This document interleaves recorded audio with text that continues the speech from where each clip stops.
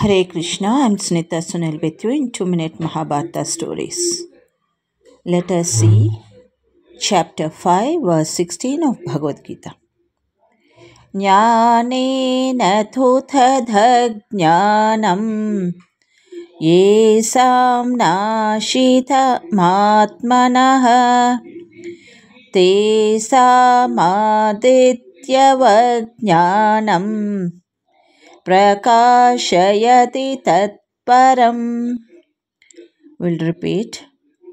Jnanena tu thadhagnanam yesam nashitamatmanah tesam adityavajnanam prakashayati tatparam.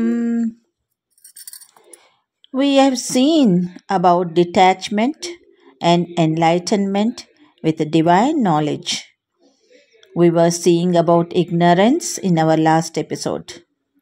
The translation is: when ignorance is destroyed by divine knowledge, the supreme entity is revealed, just as the sun illumines everything when it rises. The meaning is, for example, the sun removes the darkness of night by its power. This is compared to God's knowledge. As the light of the full moon and stars in a cloudless sky, the night does not go, but as the sun rises, the night makes a hasty exit. The moral is, the light of God's knowledge has a similar effect in exiting the darkness of ignorance. The ignorance and darkness is just created by illusions. For example, sitting in a dark room and watching movie, we get absorbed, but as the lights are on, we come out of that illusion. We realize its illusion.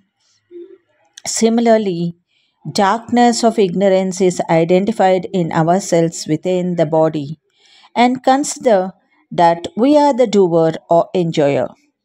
So, when God's knowledge begins to shine brightly, the illusion gets removed and the soul wakes up with the true spiritual identity, even though it lives in the city of 9 gates. Please note, the soul had fallen in illusion because God's material energy, that is Avidya Shakti, had covered it in darkness. This illusion is dispelled when God's spiritual energy, that is Vidya Shakti, illumines it with the light of knowledge. Thank you. Good day to all of you. ಹರೇ ಶ್ರೀಕೃಷ್ಣ. ಶ್ರೀಮದ್ ಭಗವದ್ಗೀತೆ ಅಧ್ಯಾಯ 5 ಶ್ಲೋಕ 16. ಜ್ಞಾನೇನ ತು ತದಜ್ಞಾನಂ ಯೇಷಾಂ ನಾಶಿತಮಾತ್ಮನಃ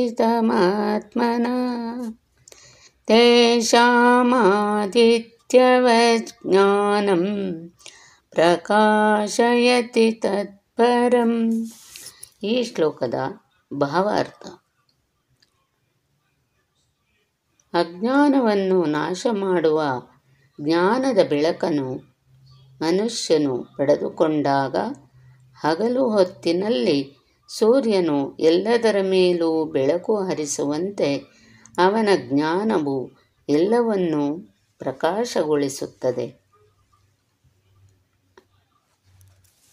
ಉದಾಹರಣೆಗೆ, ಅವಿನಯದಿಂದ ಆತನು ತಾನೇ ದೇವರು ಎಂದುಕೊಂಡಾಗ ಅವನು ಅಜ್ಞಾನದ ಕಟ್ಟಕಡೆಯ ಬಲೆಗೆ ಬೀಳುತ್ತಾನೆ.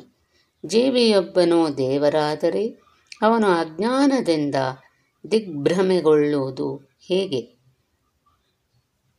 ಅಜ್ಞಾನ ಅಥವಾ ಸೈತಾನ ದೇವರಿಗಿಂತ ದೊಡ್ಡವನೆಂದಾಯಿತು.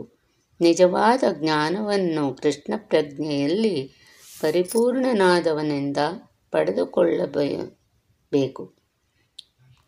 ಆದುದರಿಂದ ಮನುಷ್ಯನು ನಿಜವಾದ ಗುರುವನ್ನು ಹುಡುಕಿ ಪಡೆಯಬೇಕು.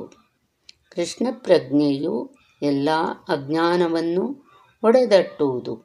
ಈ ದೇಹವಲ್ಲ, ದೇಹವನ್ನು ಮೀರಿದವನು ಎಂದು ಸಂಪೂರ್ಣವಾಗಿ ತಿಳಿದವನೂ ಕೂಡ ಆತ್ಮಕ್ಕೂ ಪರಮಾತ್ಮನಿಗೂ ಇರುವ ವ್ಯತ್ಯಾಸವನ್ನು ಅರ್ಥ ಮಾಡಿಕೊಳ್ಳದೆ ಹೋಗಬಹುದು.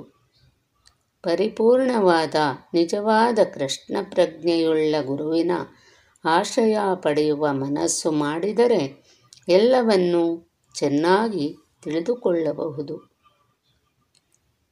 ಭಗವಂತನ ಪ್ರತಿನಿಧಿಗೆ ಸಾಮಾನ್ಯವಾಗಿ ಭಗವಂತನಿಗೆ ಸಲ್ಲಿಸುವ ಎಲ್ಲ ಗೌರವವೂ ಸಲ್ಲುತ್ತದೆ, ಏಕೆಂದರೆ ಆತನಿಗೆ ದೇವರ ವಿಷಯ ಗೊತ್ತು.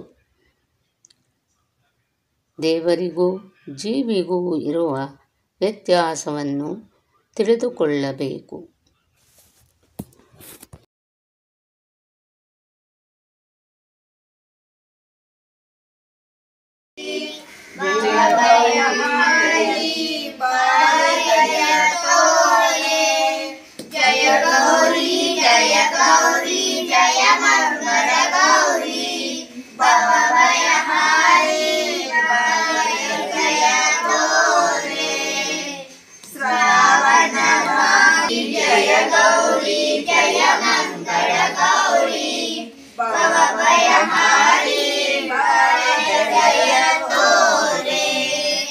ಶ್ರಾವಣದ ಮಾಸ ಪುಣ್ಯ ಪ್ರವಾಸ, ಶ್ರಾವಣದ ಮಾಸ ಪುಣ್ಯ ಪ್ರವಾಸ, ಜಲಮನದಿ ತುಂಬಿದ ನವಮಂದಹಾಸ.